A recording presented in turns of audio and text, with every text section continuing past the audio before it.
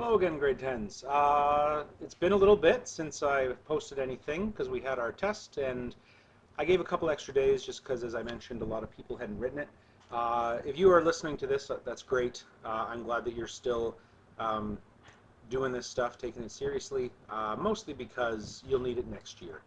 And I think if you don't go through these lessons, at least your grade 11 math will be quite difficult. So tell your friends, they got nothing to lose, so it's worth the time to go through this stuff. Okay, so I have here a sort of first 5-minute question for you, kind of right out of the gate, right? It's not related to what we've been doing. It is a triangle, so we were doing similar triangles, so that's a bit similar. But this is more going to take skills that you learned in grade 8 and in grade 9, and then again in grade 10 actually. In the first part of this year, we actually did something that will help you find the x. Finding the y is pretty simple, so I would like you to pause and try this question, and then come on back. Okay, hopefully you paused it. So first, to find angle y, we know that all of the angles in a triangle add up to 180 degrees. So we're going to subtract the 21, and we're going to subtract this angle, which we know is 90. And if we do that, we get 180 minus 21 minus 90 is 69 degrees. So 69 degrees is angle y. Okay, now we're going to solve for side x. Now you might remember the Pythagorean theorem is a squared plus b squared equals c squared, where c is the long side. Well, if we have the long side, then we have to subtract. And again, I'm pretty sure we did this earlier this year. So I do 7.7 squared, that's the big side, minus 2.1 squared. So 7.7 squared minus 2.1 squared equals 54.68. So x squared equals 54.88. Now we haven't finished yet. We've got to take the square root to get x. So we take the square root of both sides. It's going to be rounded. So approximately 7.4 meters. Okay, so that's just a little recap of some stuff you've learned before. Today's going to be really simple. Not a lot of actual math to do. So it'll be a nice one lesson week, and then next week we'll get back to normal with 3 lessons. Okay, when we deal with triangles, we need to be able to properly label all of the sides and all of the angles. Angles are labeled with capital letters, sides with lowercase. We did this in the last unit. Remember, if it's triangle A, B, C on the corners or the vertices, we label across from each angle. So across from A, we have little a. Across from B, we have little b. And across from angle C, we have little c. All right, so I'm going to help you fill in the blanks on your note. When we are exploring triangles, we have what is called a reference angle. And I just realized I missed the first part, so we'll fill this part in here together.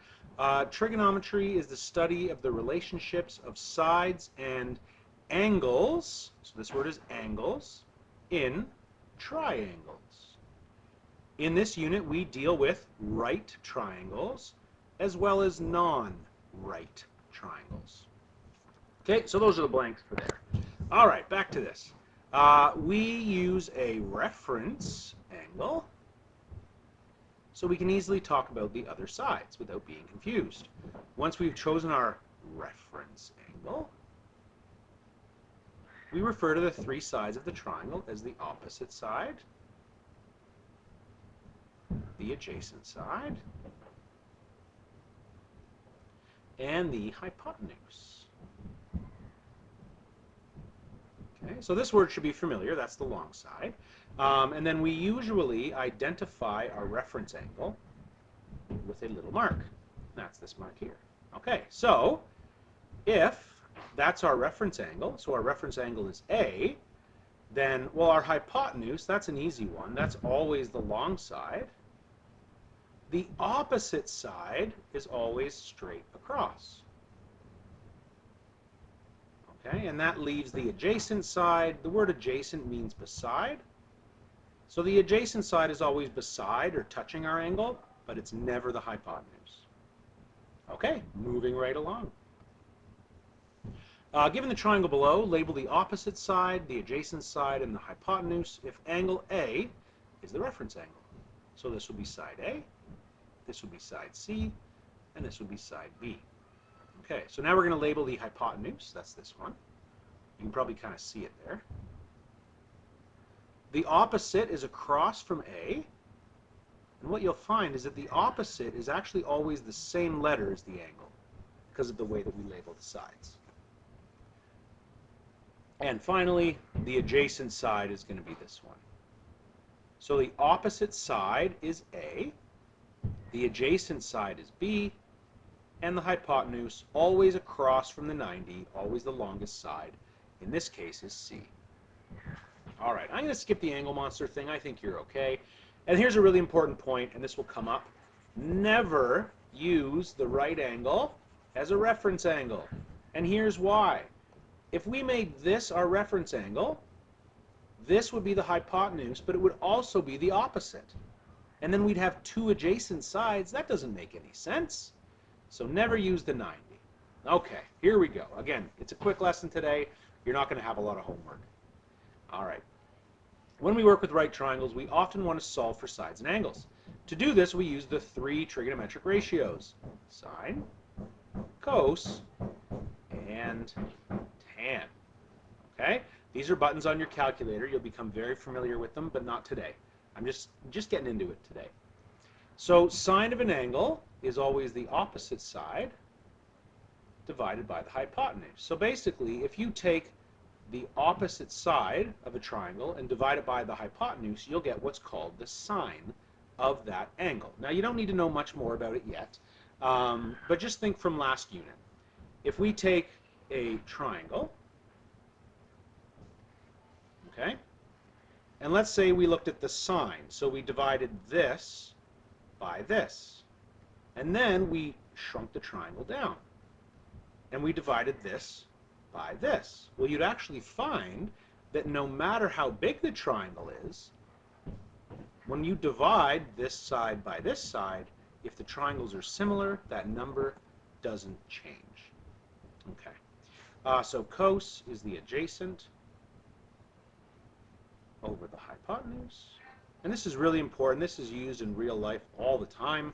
If you're ever dealing with any sort of right triangle, like in a building or something like that, and you're looking for angles, using trigonometry or using SOHCAHTOA, which I'll show you in a second, is very helpful. So tan of the angle is always the length of the opposite side divided by the length of the adjacent side. And there's this thing that really helps us remember this. So from sine, we have S for sine, O for opposite, and H for hypotenuse. For cos, we have C for cos, A for adjacent, and H for hypotenuse. You can pause and fill in the last three letters if you want. We have T for tan, O for opposite, and A for adjacent, and that is SOHCAHTOA. And you will remember that. If it's the last thing I do, I will make you remember it. And sometimes I write it like this. So, ka, toa. And by writing it like this, it shows us that the opposite is over the hypotenuse, or we do opposite divided by hypotenuse. Same here and here. Okay, this is a little clever thing that I kind of think I came up with, so we'll keep it between us until I trademark it and copyright it and everything. All right, here's a sweet slide that I like to show in class. It's really fun. SOHCAHTOA. You love it. It's amazing. Yes, yes. All right, SOHCAHTOA, super important, and we're almost done today's lesson. It's a quick one. I've done an example here for your reference, pun on reference angle perhaps, and we're going to fill in these blanks here, okay? So this is our reference angle, and the first thing I'm going to do is I'm just going to label the sides. So remember, we always label across from the triangle, across from the angle, sorry. So this is little q, this is little p. We always use little letters for the side. So the opposite is r, the adjacent is p, hypotenuse is q. So the sine of r, remember SOHCAHTOA?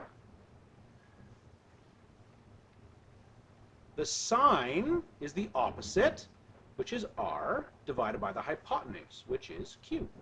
So sine of r equals r over q.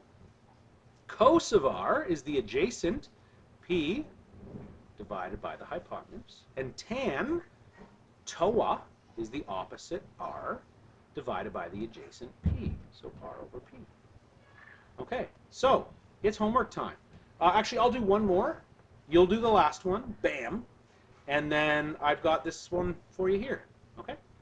Let's label our sides. This is going to be little a. This is going to be little b. And across from t is little t. This is our reference angle. So the opposite side is going to be t. Let's skip adjacent. That's the hard one. Hypotenuse is the long one. That's b. Which means adjacent has to be a. I'm going to write SOHCAHTOA, so I don't forget. So sine of t is going to be opposite over hypotenuse.